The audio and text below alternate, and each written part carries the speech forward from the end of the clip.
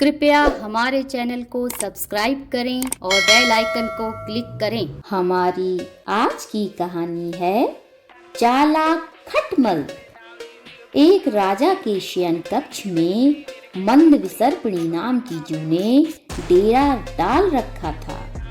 रात को जब राजा सोने जाता तो वह चुपके से बाहर निकलती और राजा का खून चूसकर फिर अपने स्थान पर जा छिपती। संयोग से एक दिन अग्निमुख नाम का एक खटमल भी राजा के शयन कक्ष में आ पहुंचा।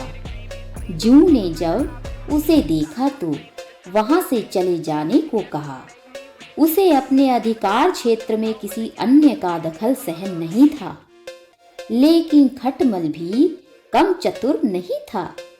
बोला, देखो, मेहमान से इस तरह बर्ताव नहीं किया जाता। आज रात में मैं तुम्हारा मेहमान हूँ। जू खटमल की चिकनी चुपड़ी बातों में आ गई और उसे शरण देते हुए बोली, ठीक है, तुम यहाँ रात रुक सकते हो, लेकिन राजा को काटोगे नहीं। उसका खून चूसने के लिए खटमल बोला, लेकिन मैं तुम्हारा मेहमान हूँ, मुझे कुछ तो दोगी खाने के लिए। और राजा के खून से बढ़िया भोजन और क्या हो सकता है। ठीक है, जू बोली, तुम चुपचाप राजा का खून चूस लेना, उसे पीड़ा का एहसास नहीं होना चाहिए। जैसा तुम कहोगी मैं वैसा ही करूँगा।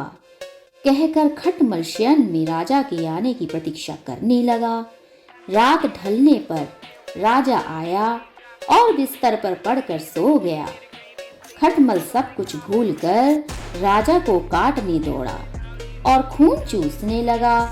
ऐसा स्वादिष्ट खून उसने पहली बार चखा था, इसीलिए वह जोर जोर से काटकर खून चूसने लगा। इससे राजा के शरीर में तेज खुजली होने लगी और उसकी नींद उचट गई। उसने क्रोध से भरकर अपने सेवकों से काटने वाले जीव को ढूंढकर मारने के लिए कहा। यह सुनकर चतुर खटमल तो पलंग के पाए के नीचे छिप गया, लेकिन चादर के कोने पर बैठी जू राजा के सेवक के नजर में आ गई।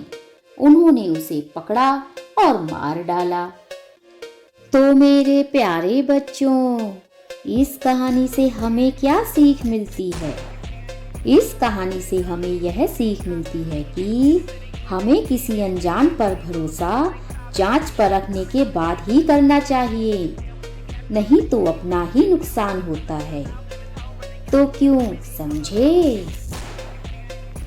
अगर आपने हमारी स्टोरी को पसंद किया है तो हमारी वीडियो को लाइक और चैनल को सब्सक्राइब करना ना भूलें।